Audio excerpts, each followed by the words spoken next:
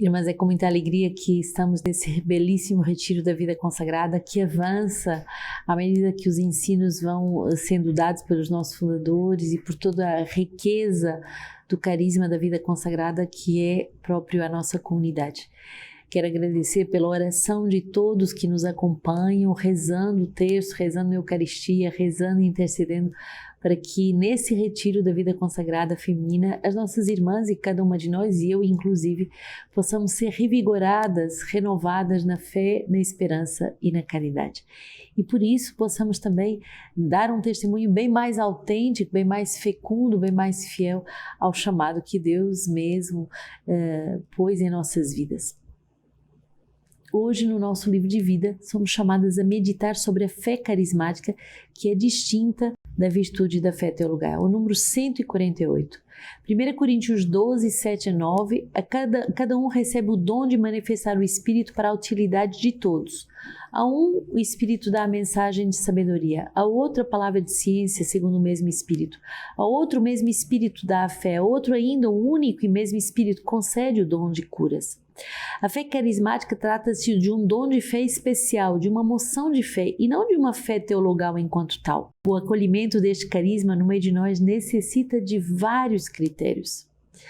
Uma vida no espírito autêntica, confirmada numa vida sólida espiritual, uma sólida vida espiritual. Segundo, uma submissão e uma obediência comunitária eclesial, assim como um acompanhamento espiritual, a fim de bem verificar que não se trata de uma vontade de poder nem de uma influência psicológica. Terceiro, uma relação fraterna na comunhão e na unidade. Quarto, uma situação particular de necessidade, libertação, cura, compaixão, que pede um ato de fé particular. Quinto, nenhuma carga emocional pessoal. Este carisma deve ser livre de todo o voluntarismo ou do forcing de coação, a fim de não sofrer e nem impor nenhuma pressão. Sexto, uma audácia e liberdade interior permanecendo ao mesmo tempo na simplicidade e humildade. Sétimo, um meio de estimular a fé teologal para aqueles que estão à sua volta. Este carisma provoca o dinamismo, um sopro do Espírito. O carisma de cura, por exemplo, requer um carisma de fé. A moção da fé carismática é como uma mão estendida da confiança para um grande número, mesmo se ele se dirige mais visivelmente a uma pessoa concreta.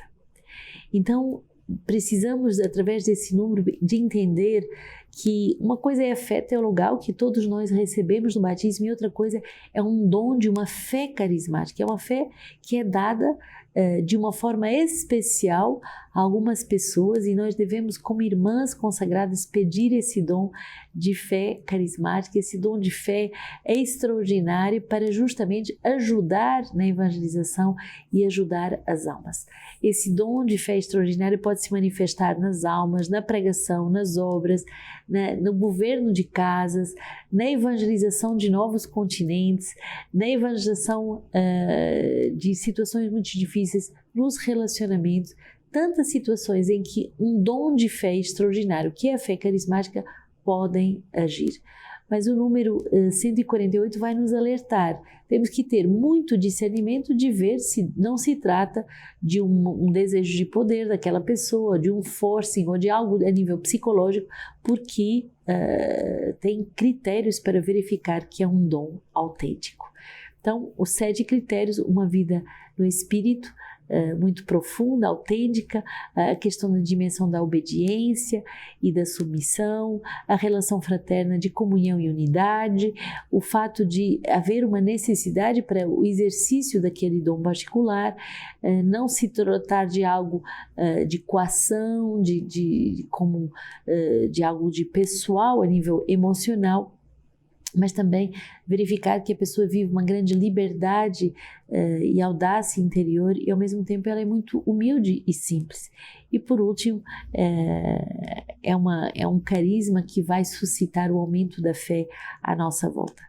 Então, demos graças a Deus por o dom da fé teologal, mas demos graças a Deus também por esse dom da fé carismática que faz arrastar as obras, que faz arrastar as almas, que faz arrastar a evangelização. Peçamos para que sejamos mulheres de fé, mulheres autênticas capazes de levantar montanhas através de atos de fé carismático.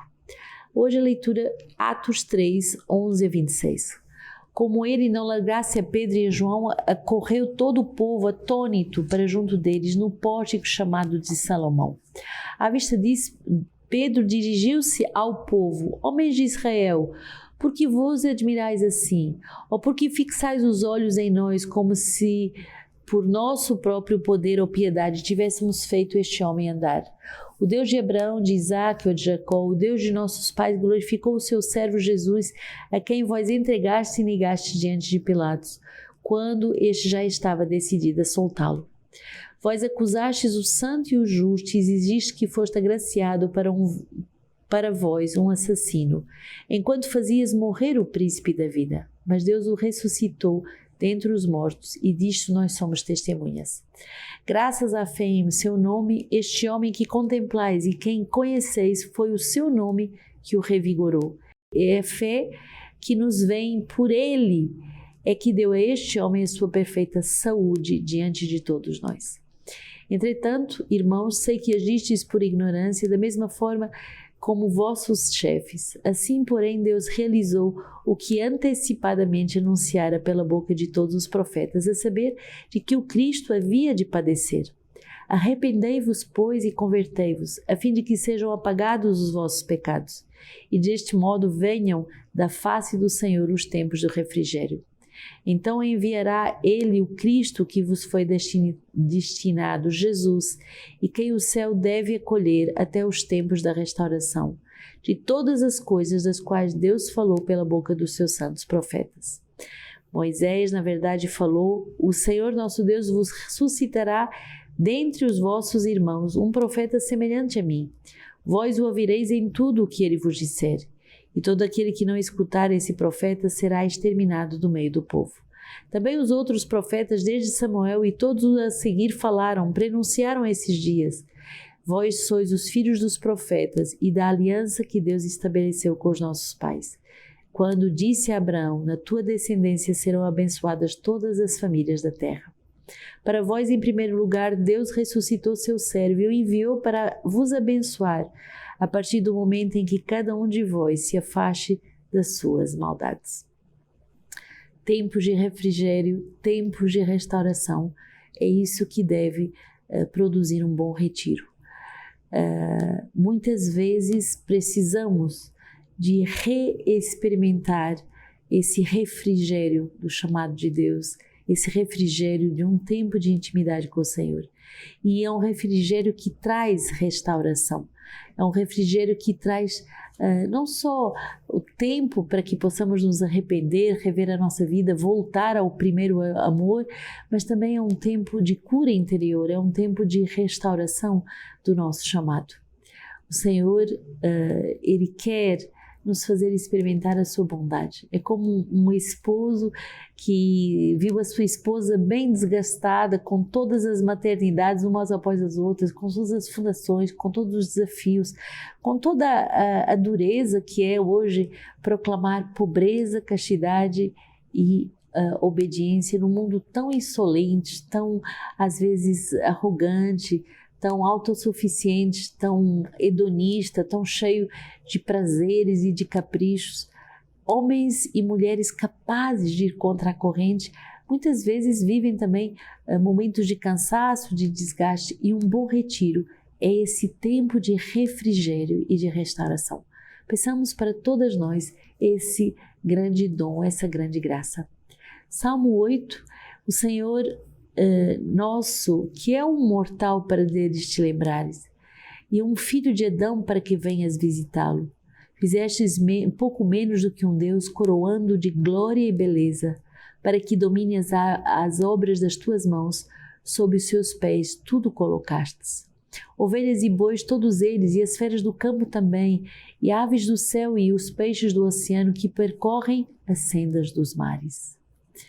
O que é um mortal para assim dele te lembrares e o tratares com tanto carinho e que também o desejes visitar? O tempo do retiro é um tempo de visitação, é como um sol nascente que vem iluminar todas as áreas da nossa vida. Pensamos verdadeiramente que essa visitação de Deus, ela ocorre em profundidade. Não desperdicemos esse tempo de retiro que é tão precioso, é uma vez no ano e é tão... tinha 2 anos que nós não poderíamos nos encontrar e estarmos juntas. É um tempo tão importante que pode fazer toda a diferença na nossa vida. Quantas decisões teriam sido diferentes, por exemplo, para irmãs que abandonaram a vida consagrada, se elas tivessem feito verdadeiramente a experiência de um tempo de retiro, como um tempo de refrigério, como um tempo de restauração, como um tempo de visitação da graça de Deus. Lucas 24, 35 a 48 é o nosso evangelho de hoje. Eles narraram os acontecimentos do caminho e como haviam reconhecido na fração do pão. Falavam ainda quando ele próprio se apresentou no meio deles e disse: "A paz esteja convosco." Tomados de espanto e de temor, imaginavam ver um espírito. Mas ele disse: "Por que estáis perturbados e por que surgem tais dúvidas em vossos corações? Vede minhas mãos e meus pés, sou eu. Apalpai-me e entendei que um espírito não tem carne nem osso, como estáis vendo que eu tenho." Dizendo isto, mostrou-lhes as mãos e os pés. E como por causa da alegria não podiam acreditar ainda e permaneciam surpresos, disseram: "Tendes o que comer?" Apresentaram-lhe um pedaço de peixe assado, tomou-lhe então e comeu diante deles. Depois disse-lhes: "São estas as palavras que eu vos falei, quando ainda estava convosco. Era preciso que se cumprisse tudo o que está escrito sobre mim na lei de Moisés, nos profetas e nos salmos." Então abriu-lhes a mente para que entendessem as Escrituras e disse-lhes: "Assim está escrito, que o Cristo devia sofrer e ressuscitar dos mortos no 3º dia, e que em seu nome fosse proclamado o arrependimento para a remissão dos pecados a todas as nações, a começar por Jerusalém, e vós sois testemunhas disso." Muito impressionante a visita de Jesus nas nossas incredulidades, nas nossas dúvidas, naquilo que somos lentos para acreditar. É como se nós que somos chamados a viver da fé, da esperança e da caridade, somos justamente atacadas na fé, da esperança e na caridade. E de uma forma muito profunda, nesse tempo pascal, nesse tempo de retiro, Jesus vem ao encontro daquilo que está ferido na nossa fé, naquilo que não ousa acreditar, mesmo, aqui é muito impressionante, mesmo nos momentos em que há uma certa felicidade, a palavra vai dizer, por causa da alegria não podiam acreditar. Então, às vezes, nós somos lentos para acreditar, não só nos momentos de tristeza, mas também nos momentos de alegria, que poderíamos ser mais facilmente convencidas, mas que, com uma certa ironia, vamos dizer, será que eu posso acreditar? O Senhor vem nos visitar e nos tornando mulheres de fé, podemos nos tornar testemunhas dessa fé no mundo inteiro. Nas catequeses de Jerusalém, fostes conduzidos à santa fonte do batismo divino, como Cristo, descido da cruz, foi conduzido diante do sepulcro. Cada um de vós foi perguntado se acreditava em nome do Pai, do Filho e do Espírito Santo, e vós professastes a fé da salvação, e fostes por 3 vezes mergulhados na água, e por 3 vezes dela saístes. Deste modo, significastes em imagem e espírito os 3 dias da sepultura de Cristo. Assim como nosso Senhor passou 3 dias e 3 noites no seio da terra, também vós, na primeira imersão, imitastes o primeiro dia em que Cristo esteve debaixo da terra, e na imersão a primeira noite. De fato, com aquele que vive nas trevas não enxergava nada, pelo contrário, aquele que anda de dia está envolvido em plena luz. Assim também vós, na imersão, como aquele que mergulhado na noite, nada vistes, mas na imersão fostes como que restituídos ao dia. No mesmo instante morrestes e nascestes, e aquela água da salvação tornou-se para vocês ao mesmo tempo sepulcro e mãe. Sim, há tempo para nascer e há tempo para morrer, e justamente a vossa morte coincidiu com o vosso nascimento. Aceitar morrer para renascer, esse tempo de retiro seja um tempo em que todas nós aceitemos morrer para o nosso pecado, para as nossas faltas de fé, para as nossas imaturidades, para as nossas inconstâncias, para aquilo que se torna endurecido. Aceitemos morrer e assim o nosso nascimento coincidirá com a nossa morte. Morrendo, ressuscitaremos com Cristo.